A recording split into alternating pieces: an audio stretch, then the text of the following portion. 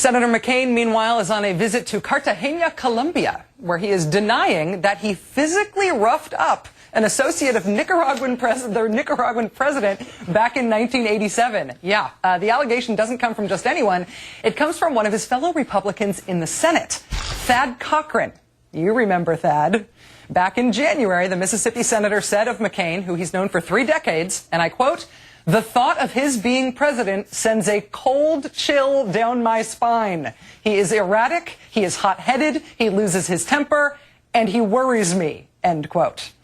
Well, in a new interview with a Mississippi newspaper, Senator Cochran is worrying everyone with the story of him witnessing a confrontation between McCain and a Sandinista rebel during a diplomatic mission to Nicaragua in 1987. And I looked in there, and John had reached over and grabbed this guy by the shirt collar, and had snatched him.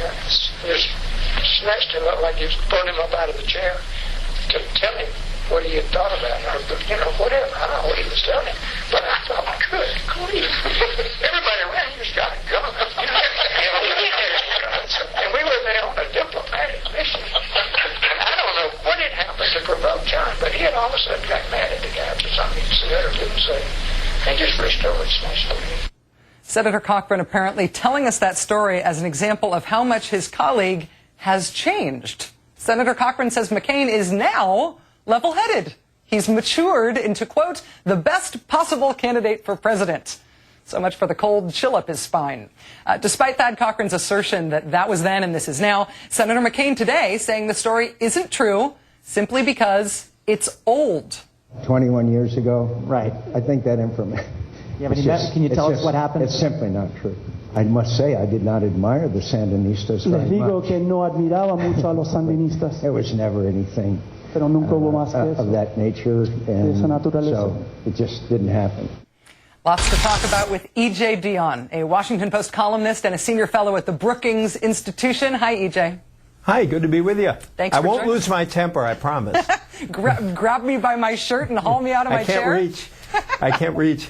So the day before Senator McCain goes to Colombia, Senator Cochran drops this bombshell of this Sandinista dust-up story. Cochran does this out of the goodness of his heart? I mean, with friends like these in the Senate, does Senator McCain need to get a dog, as they say in Washington, so he could have a friend? Well, actually, this is a plot to rally the conservative base, because I think they rather like the idea of McCain grabbing a communist by the shirt. But seriously, I think that, as you pointed out, Cochran and McCain have never really liked each other. They had trouble they had feuded on spending. Cochran said all those things about the chill on his spine when he endorsed Romney in January. I think this is helpful to Obama because Obama, given the kind of campaign he's promised to run, no personal attacks, I don't think really wants to put the issue of McCain's temper in play himself. And so it's helpful to have Cochran do it. The question is, will this lead to a lot of other stories that put that issue in the paper and force McCain to answer or not? I think as a practical matter, for this temper issues, if I can call it that, to have a real effect on this campaign, you're going to have to see a live example of it during this campaign. And I think McCain is going to try to take Cochran's advice or his judgment and say, no, he's now got this under control. But if he were to lose his cool during the campaign, then we'd revisit this story and lots of others from the past. Well, funny you should mention. David Wright of ABC News reports today, I'm sure you saw it this morning, he said that on the plane on the way to Colombia, McCain, and I'm quoting here, became visibly angry when I asked him to explain how his Vietnam experience prepared him for the presidency. I mean, with all this manufactured outrage about whether or not McCain's service in Vietnam should be part of the conversation in this election, how about the issue of his temper? McCain's hometown newspaper ran an editorial in 2000 warning the country about McCain having a volcanic temper. McCain himself in his memoir said his temper is a matter of personal concern to him. The question, I guess, remains, and maybe we have to see it on tape, but should McCain's temper be a matter of political concern to us, and will there come a point when Obama himself will raise it?